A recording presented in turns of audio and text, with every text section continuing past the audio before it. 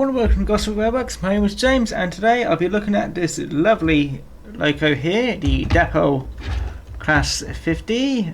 I've got mine in Network Southeast because I'm thinking about, well, not thinking, I am going to be expanding into that as well. But first of all, before we look at the model, let's have a look at the box.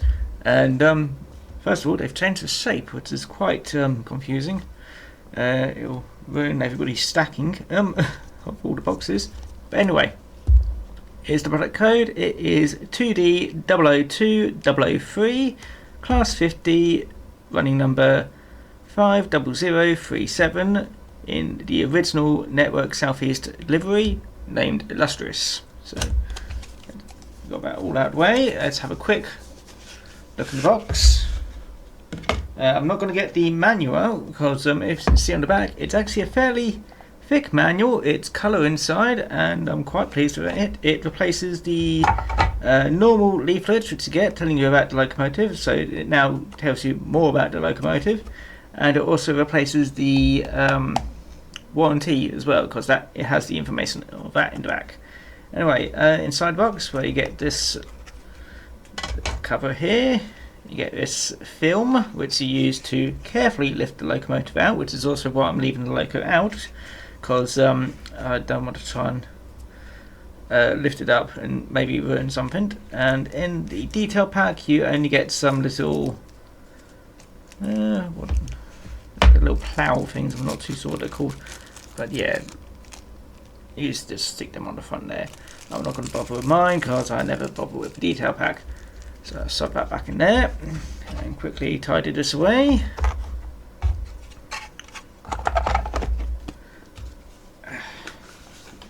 There you go. But yes, that's a rather nice improvement on the box.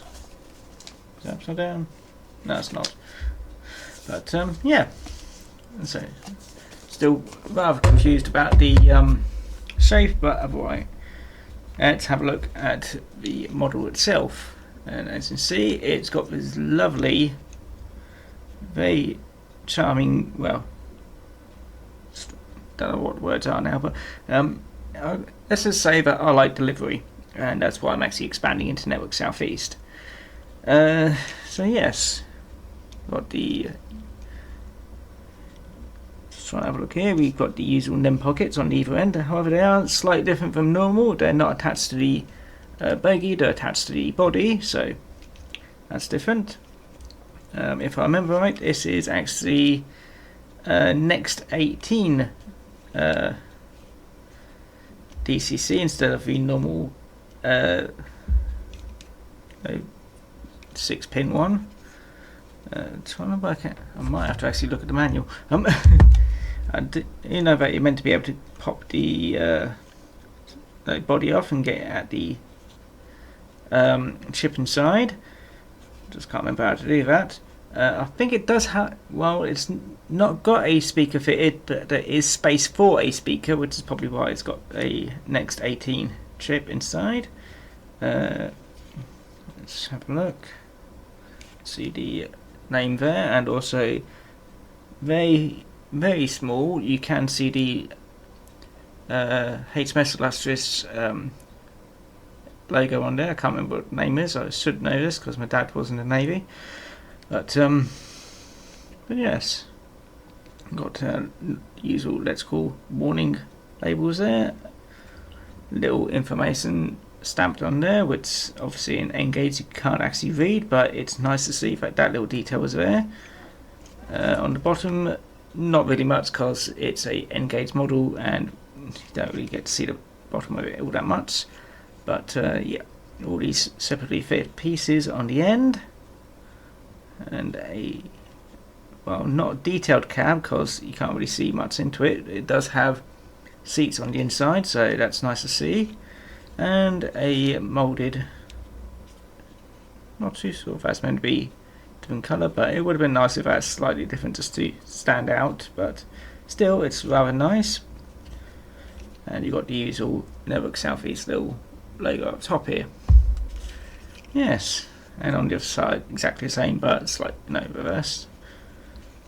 And under frame detail is not all that bad, so it's just boxes, batteries and stuff like that. Yes. Let's have a quick look at how much it weighs. I'll turn you on. It feels rather heavy. Well, it feels heavy, but again, it doesn't quite feel heavy. If you lift it from the either end, it does feel heavy. But if you lift it exactly in the middle, it's not all that. Doesn't feel all that heavy. So let's just pop you on here, and it weighs 105.6 grams, which is a fair amount of weight for this locomotive. Well, for diesel, it's actually quite normal. They are fairly heavy, but yes, it'll be all powered wheels and all pick up on all wheels, so that's always good. Anyway, I'll show this on the turntable, and then we'll get to have a look at the test track. And in the meantime, I'll also look and find out how to pop off the top. So I'll see you in a bit. Quickly add that I did actually manage to get the body off, which is actually just held on by some clips. So that's actually not all that difficult. It's a bit fine, but it's not complicated. There's no screws, and as you can see, that's space for the sound, the speaker, and that's the blanking board for the DCC chip. I will mention, do be careful with the buffers, because if you push down on them a little bit too much, they do pop off, which is why I had to take the body off, because they popped off. But yes, you can see it should, if I get it angled right, there we go. There we go. All nice and held together. Anyway, back to what I was meant to be doing. The British Rail Class 50 was a class of 50 diesel locomotives designed to haul express passenger trains at 100 miles an hour. Built by the English Electric Company at the Vulcan Foundry in Newton Willows between 1967 and 1968. The class was nicknamed Hoovers by rail enthusiasts because of the distinctive sound made by the dynamic braking resistor cooling fan arrangement. The origins of the class lie in the invitation from the British Transport Commission to manufacturers to produce a design for a lightweight Type 4 diesel locomotive with a gross power output of at least 2,500 horsepower. In order to produce a prototype quickly, English Electric based their design on that of their Deltic locomotives, which were then in production. Unlike the Deltics, this design was powered by a single engine, the 16CS-VT, a development of the 16CVT used in the Class 40 locomotives. Other parts related to another current design for Class 37s were also used. The class was built for working passenger services on the West Coast Main Line north of Crewe, occasionally reaching as far north as Aberdeen. Services south of Crewe were generally worked by an electric locomotive, with the Class 50s taking over for journeys that continued north. The Class 50 locomotives proved popular with rail enthusiasts, with 18 locomotives saved for preservation and several subsequently registered for use on the main line. However, the rest were unfortunately scrapped. Well, here we are. Figured I'd try something different with this model. Since I have managed to get the first loop of bottom board working, I figured, well, let's have a test track. No, have a test on this track instead. So here we are, Class 50. Just about see me. There we go. Unfortunately, due to the size of the layout, I can't quite get all the tracking shot at the moment. But anyway, let's get started. Ooh, turn the power on, that will help. There we go. A little bit jumpy there, but doesn't normally do that. I think it's just because I didn't have the power on, and sudden power, well, made it jump a little bit. yes, as you can see, this runs quite nicely. This is at half speed on the backing controller. You can see it has got lit up. Well, you might be able to just about see on the camera. It does also have rear lighting as well, which is always good.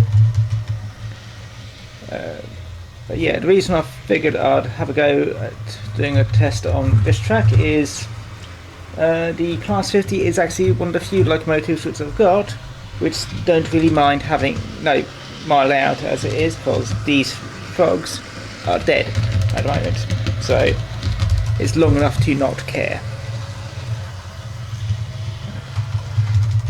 And if you saw my Gosport build video, you would have actually seen this going around anyway.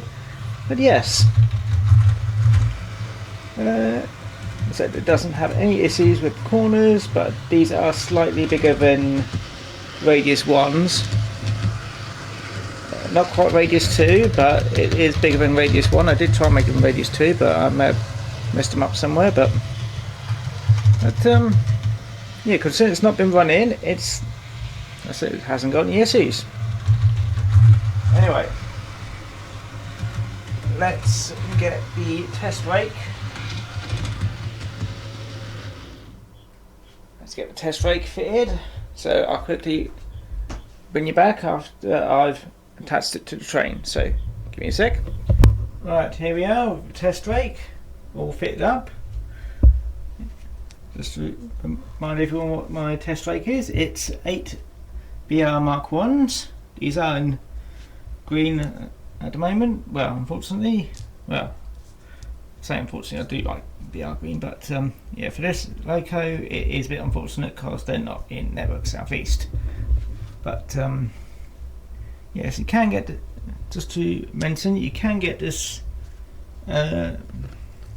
locomotive in other liveries. You can get it in, I'm not sure if you can get it in BR green, I'm not too sure, that might be a bit too early for it. You can get Network Southeast. You can also get it in at least 2 different varieties of BR blue, one with a small logo and one with a large logo.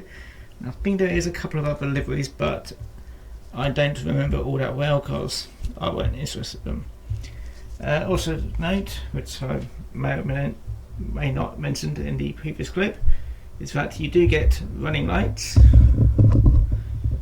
You get one down there and 2 up the top here, and at the back you do get 2 red ones, and they do switch over.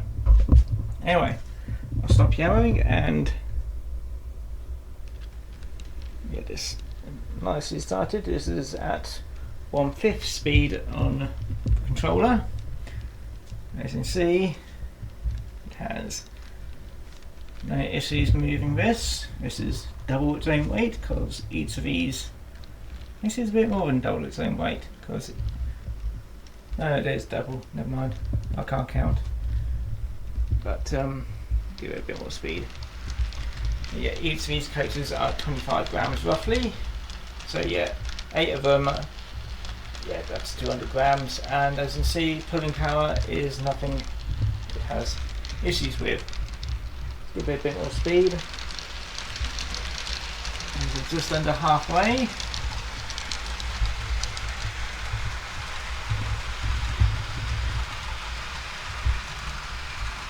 Yes. Close up.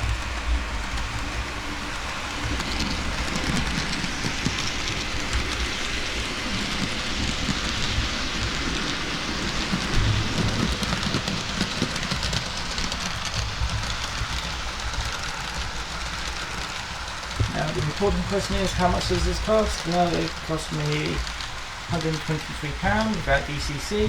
It's roughly about 140 with DCC controller, well, not controller, DCC chip, and I think you can get them sound fitted, and that's probably on the order of about £200, which, to be fair, is about the average asking price for a DCC sound chip. They're both mostly. Now, I've only got one other Dapol diesel, that's my Class 33, which is over there somewhere, and compared to it, For the most part, the bodywork is comparable. However, it's the roof which I'm not entirely 100% on. It's splendid, but I think it could have been more. You see, you can look at the top of the house there, see? 33, I mean. The grille, which is just at the front there, that's actually different coloured. So it stands out a bit more. So yes, I'm not too sure if that's pretty typical of the Network Southeast colours, or it's just Dapol trying to save a little bit of money. But in my personal opinion, it could have been just a bit more. But otherwise, it's still a splendid model. If you think it's worth £123, then that's you.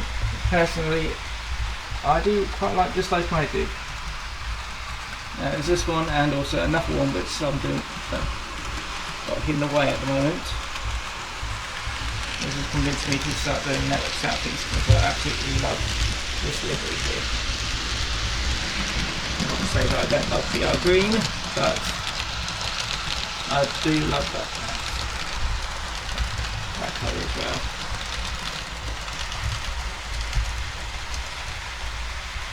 Yes, I hope you enjoyed the video. Hopefully at some point I'll get some copper coloured coaches for this. But for now, we'll have to set with the other images.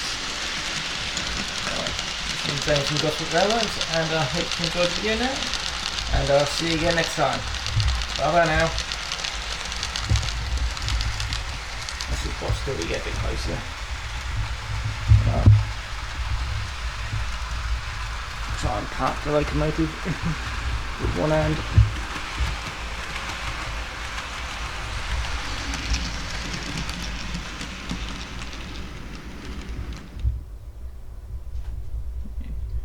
There you go. See you again next time. Bye bye now.